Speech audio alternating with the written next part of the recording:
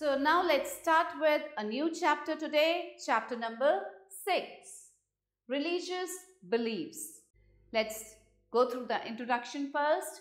India is a country where religious diversity and religious tolerance is established in both law and custom. India एक ऐसा देश है जहाँ की लॉ और कस्टम दोनों जगह ही रिलीजियस डाइवर्सिटी भी है और रिलीजियस टॉलरेंस भी है. Throughout the history of India, religion has been an important part of the country's culture. अब कंट्री के कल्चर का एक बहुत ही इम्पॉर्टेंट और अहम हिस्सा होता है उसका religion. India is the birthplace of 4 of the world's major religious traditions, namely Hinduism, Jainism, Sikhism and Buddhism. From 15th to 17th century AD, when North India was under the Muslim rule, the Bhakti movement swept through central and northern India. 15 से लेके 17th century AD तक जब north India किसके under था? It was under the Muslim rule और भक्ति movement पूरे central और नॉर्दर्न इंडिया में फैला हुआ था. During this period 2 trends in the ring of religion emerged, भक्ति एंड सूफी. अब इस पीरियड के दौरान 2 ट्रेंड रिलीजन के आए थे, एक था भक्ति और दूसरा सूफी. लेट्स रीड अबाउट द भक्ति मूवमेंट. भक्ति अपने आप में ये बताता है, ये समझाता है कि जो एक्टिव इन्वॉल्वमेंट है किसी डिवोटी का अपने डिवाइन के वर्शिप में. इन अदर वर्ड्स, भक्ति is the devotional worship of God with ultimate objective of attaining मोक्ष. भक्ति क्या है? एक डिवोशनल वर्शिप है गॉड की और उससे क्या अटेन होता है, क्या मिलता है? मोक्ष की प्राप्ति होती है. Factors that helped development of Bhakti movement. The invaders destroyed idols of Hindu gods and goddesses. अब जो invaders थे जिन्होंने इन्वेड किया इंडिया पे, उन्होंने क्या किया था? हिंदूज के जो आइडल्स थे, गॉड और गॉडेसेस के आइडल्स को डिस्ट्रॉय कर दिया था, तोड़ दिया था. The Hindu lost faith in the dependability of their religious rights and therefore chose the path of love and devotion. तो हिंदूज ने अपना फेथ खो दिया था. वो जब डिपेंड कर रहे थे किसी और रिलीजियस फेथ पे, तो उन्होंने वहाँ से अपना फेथ खो दिया और उन्होंने लव और डिवोशन का पाथ चूज किया. The persecution of Hindus by the Muslim rulers who tried to convert them to Islam and imposed jizya if they were not prepared to become followers of Islam. जो मुस्लिम rulers थे उन्होंने Hindus को convert करना चाहा, किसमें? Muslims में, into इस्लाम. और जिन्होंने नहीं माना, वो कन्वर्ट नहीं हुए, जो हिंदूज कन्वर्ट नहीं हुए इस्लाम में, उन पे उन्होंने जाजिया लगा दिया. Jizya means the tax which had to be given by the non Muslims. The ill treatment of the lower classes in Hindu society by the person of the upper classes, the elaborate rituals that the common man is liked. Next comes characteristics of Bhakti movement. A devotee could worship God by love and devotion.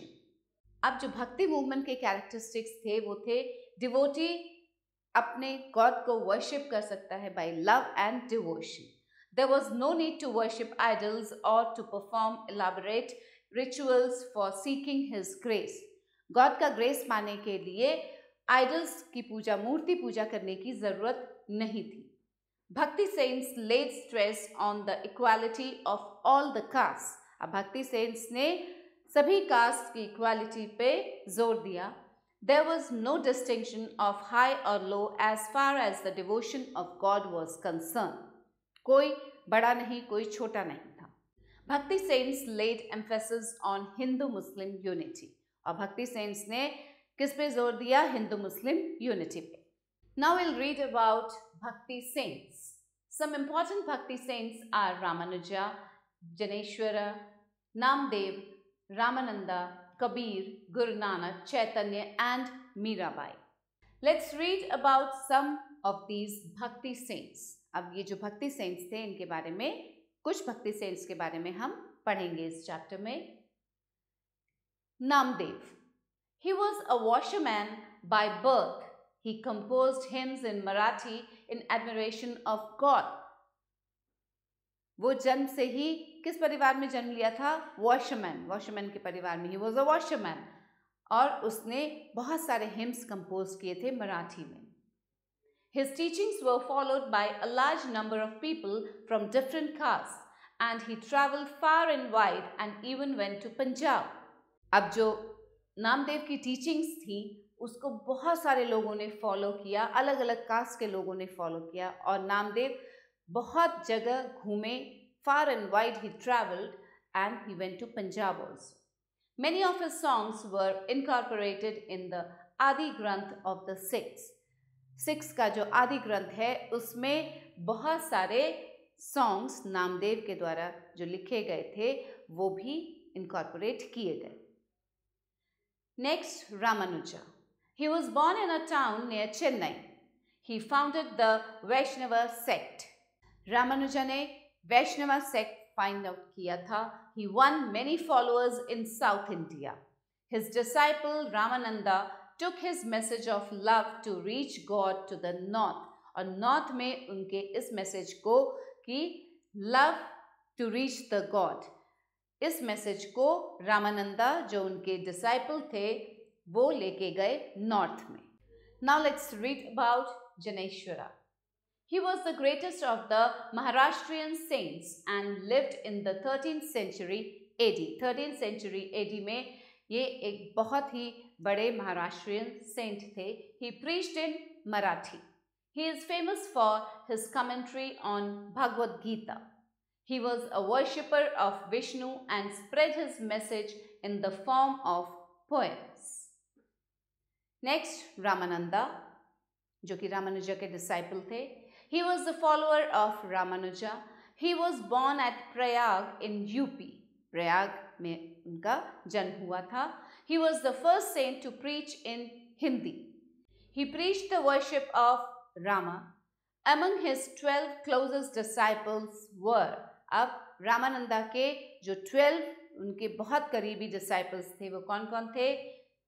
Kabir, a weaver; Sadhana, a butcher; Ravidasa, a cobbler; and Sena, a barber. He renounced the rigidity of the Hindu rituals, and his disciples took the name of Avadhuta and regarded themselves free from all sorts of religious and social customs. Ramananda के जो disciples थे उनको क्या कहा जाता था? अवधूता, और उन्होंने खुद को सभी रिलीजियस और सोशल कस्टम से फ्री कर रखा था। Ramananda's teachings produced two distinct schools of thought among the Hindus, Saguna and Nirguna. To the first belonged Tulsidas, who gave literary form to the religious bhakti. Saguna से कौन थे? Tulsidas.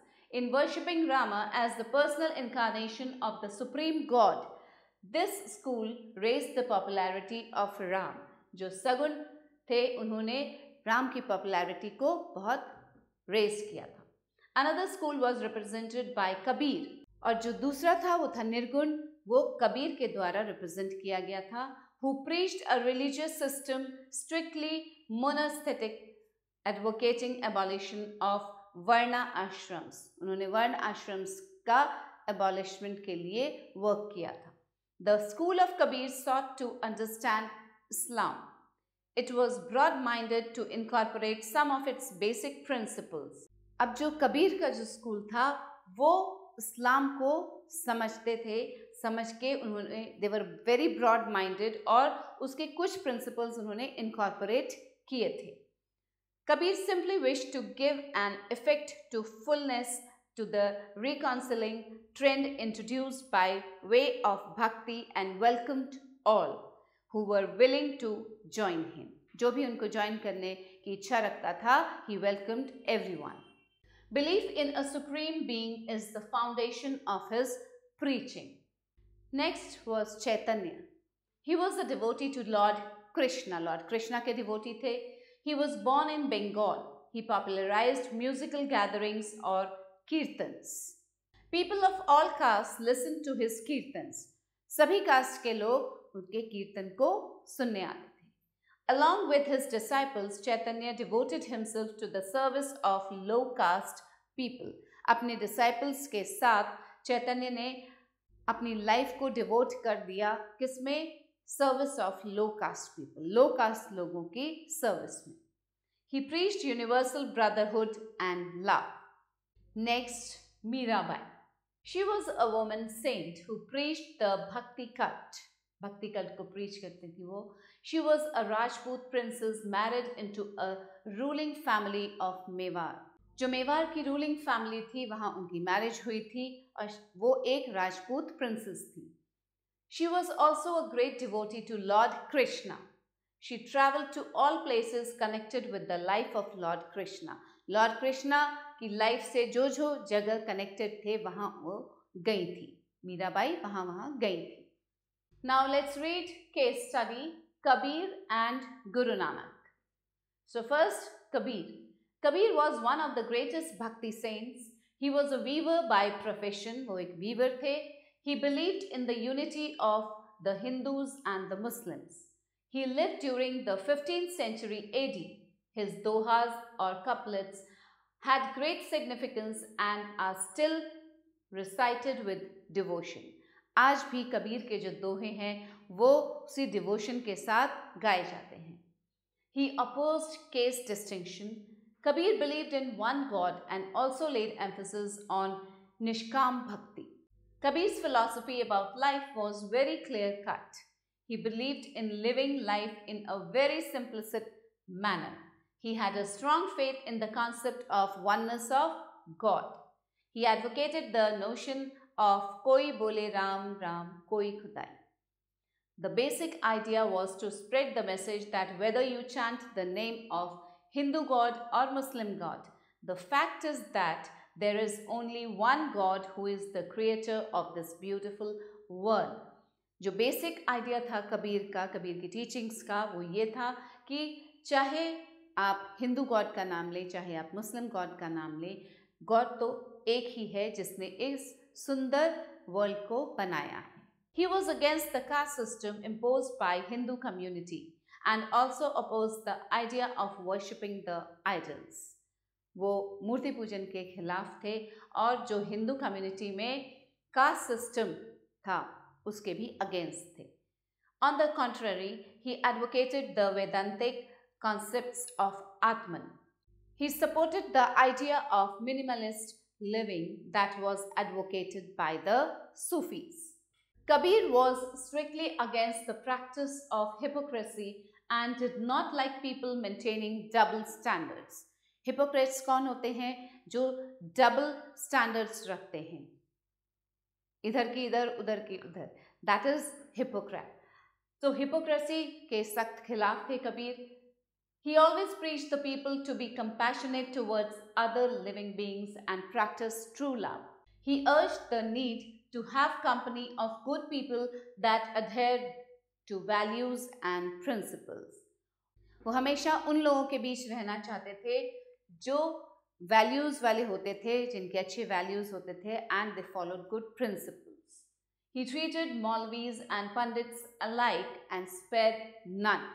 He rejected all such practices of both the Hindu and the Muslim religions that were against the true interest of the common man. एक common man के interest के against अगर Hindus का practice होता था या मुस्लिम्स का प्रैक्टिस होता था, वो उसके खिलाफ रहते थे. Now let's read about Guru Nanak. Guru Nanak was the founder of Sikhism. He was born in 1469 in Talwandi called Nankana Sahib, now in Pakistan. The teachings and philosophy of Guru Nanak are important parts of Indian philosophy and thought. Guru Nanak Dev के जो teachings हैं वो एक बहुत important part हैं Indian philosophy और thought के. His philosophy has three main points: a leading charismatic personality, the Guru, ideology, Shabad, and organization, Sangat. Guru Nanak criticized the prevailing religious beliefs of salvation. He rejected idol worship, वो भी मूर्ति पूजन के खिलाफ थे. He condemned formalism and ritualism. He laid emphasis on having a true guru for revelation. He advised people to follow the principles of conduct and worship. वो हमेशा लोगों को एक एडवाइस देते थे कि हमेशा फॉलो करो प्रिंसिपल्स किसके, कंडक्ट का और वर्शिप का. सच, the truth, halal, lawful earning, khair, wishing well of others, niyat, right intention, and service of the Lord or Lord ki bhakti. Nanak denounced the caste system and the inequality. He said that caste and honor should be judged by the acts or deeds of individuals. वो हमेशा कहते थे कि किसी का भी cast या honour को किस वे में जज करना चाहिए, उसके जो एक्शंस होते हैं और उसका जो काम वो करता है, उसके काम से उसके कास्ट को या ऑनर को जज करना चाहिए. He believed in universal brotherhood of men and women. Guru Nanak laid a stress on कीर्तन and सत्संग. उन्होंने कीर्तन और सत्संग पे बहुत ज़्यादा स्ट्रेस दिया. He introduced langar, that is community lunch. He introduced sangat, religious gathering, and pangat, partaking langar. Impact of the Bhakti movement. अब इस भक्ति मूवमेंट का क्या इम्पैक्ट हुआ, क्या असर हुआ? The doctrine of Bhakti helped the uplift of the contemporary society in many ways. The Indo-Aryan dialects such as Bhojpuri, Magadhi, Awadhi, Rajasthani, Punjabi, and Gujarati assumed new forms and meanings through Bhakti poetry. Bhakti poetry के through ये जो Indo-Aryan dialects थे, इन सभी को एक new form मिला, एक meaning मिला. Besides literature, the Bhakti doctrine and its practice had an impact upon socio-religious concepts which prepared the ground for improving social conditions in medieval times. It preached human equality and openly condemned ritualism and casteism. इसने किसको preach किया? ये जो भक्ति movement था, इससे human equality को preach किया गया और रिचुअलिज्म और कास्टिज्म को कंडेम किया गया. The Sufism and its teachings. The Sufis basically came from Iran and later settled in different parts of India. जो सूफीज आए थे वो कहाँ से आए थे? ईरान से आए थे और बाद में वो इंडिया में ही सेटल हो गए. The word Sufi has been taken from the Arabic word सूफ. ये एक अरबिक वर्ड सूफ से सूफी शब्द आया है. सूफ means a black cloth which the Sufis used to make their long shirts. सूफ का मतलब होता है एक काला कपड़ा जो कि सूफीज यूज करते थे अपनी लॉन्ग शर्ट्स बनाने के लिए. In this way they came to be known as Sufis. They believed in love for fellow beings. The Sufi saints were also known as peers. Sufi saints को peers भी कहते थे. Moinuddin Chishti, Nizamuddin Auliya and Baba Farid were some of the prominent Sufi saints. ये कुछ prominent Sufi saints थे. The following were the cardinal principles of the Sufism. अब Sufism के कुछ principles थे.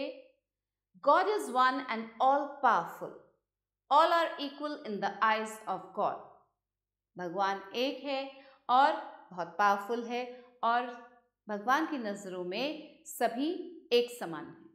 The Sufis believed in the mystical doctrines of union with God, which was to be achieved through the love of God. The prayers and fasts are not as important as the true love of God. ईश्वर का जो प्रेम है उससे ज़्यादा important prayers या व्रत रखना नहीं है. ईश्वर का जो प्यार है वो ज़्यादा इम्पॉर्टेंट है. The Sufis emphasized respect for all human beings. They were tolerant towards other religions and sects. They taught people to live as good neighbors. उन्होंने लोगों को अच्छे neighbors बन के रहना सिखाया. Devotional music is a form of coming near to God. The Qawwali was one such form of music. Qawwali एक devotional music का form है. Now children, let's read about some important Sufi saints. Khwaja Moinuddin Chishti. Khwaja Moinuddin Chishti was one of the most important Sufi saints. He came from Central Asia to India in 1192 and settled in Ajmer. वो कहाँ से आए थे? Central Asia से आए थे और India में अजमेर में सेटल हो गए. He died in 1236 and was buried at Ajmer. उनको कहाँ बरी किया गया था? अजमेर में. He encouraged devotional music and qawwalis which were largely sung. His dargah at Ajmer is a place of pilgrimage for people of India and other countries. दूर दूर से लोग आते हैं ख्वाजा मोइनुद्दीन चिश्ती की दरगाह को देखने के लिए, जो कि अजमेर में है. Next, Hazrat Nizamuddin Auliya. Hazrat Nizamuddin Auliya was another great Sufi saint. He was an courageous and fearless person. वो एकदम fearless थे, किसी से नहीं डरते थे. He was a friend of Amir Khusro. किसके friend थे वो? अमीर खुसरो के. His dargah is at Nizamuddin in New Delhi. A big fair is held every year at his dargah. हर साल उनकी दरगाह पर एक बहुत बड़ा मेला लगता है. Not only the Muslims but also the Hindus and Sikhs also visit this fair. और ये जो मेला लगता है हजरत निजामुद्दीन औलिया की दरगाह पे, इस मेले में मुस्लिम्स के साथ हिंदूज और सिख्स भी शामिल होते हैं. Now look here children, this is the shrine of Hazrat Nizamuddin Auliya.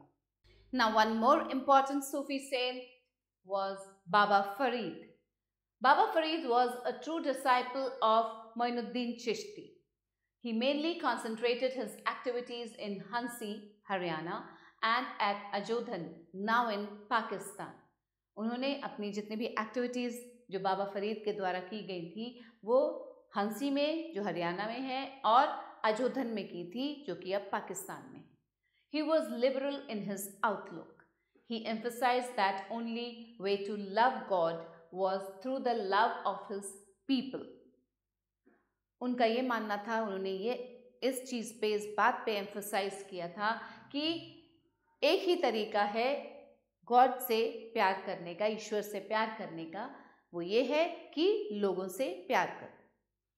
He was against the conservative perspective of the ulemas. The verses that he composed were recited both by the Hindus and Muslims.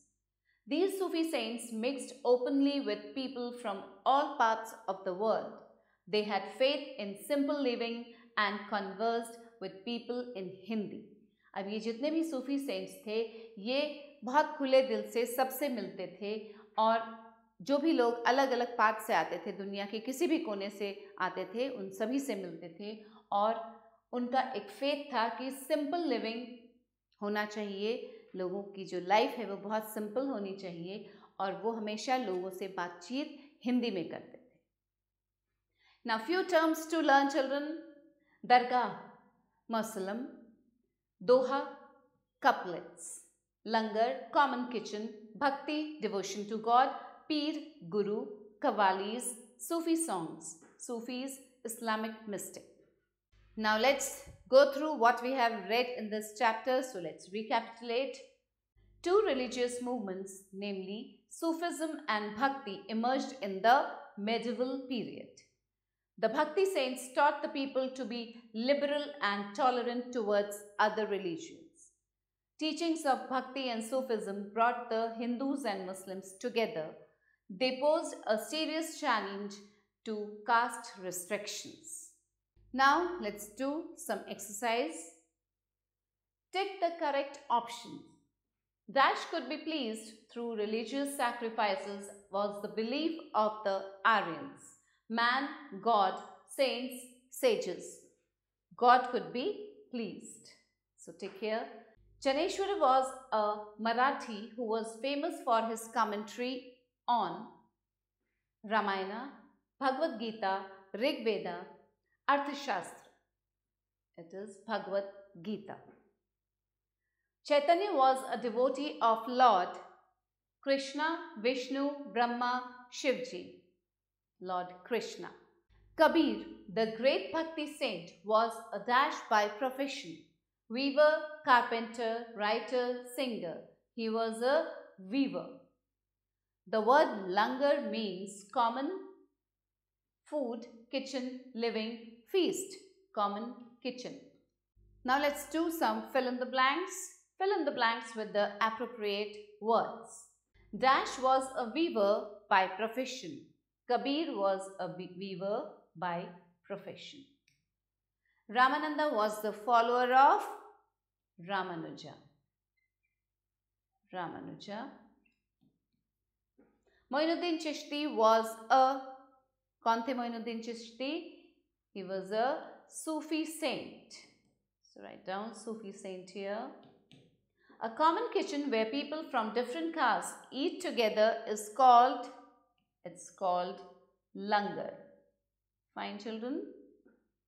Mirabai was a Dash princess. She was a Rajput princess. Okay, understood? So children, thanks for watching the video. I hope you have had a good lesson. You have understood it very well. So just go through the lesson once again, go through the chapter and read all the important points once again. We'll meet soon with a new chapter. Till then, stay happy, stay blessed and keep learning. Bye.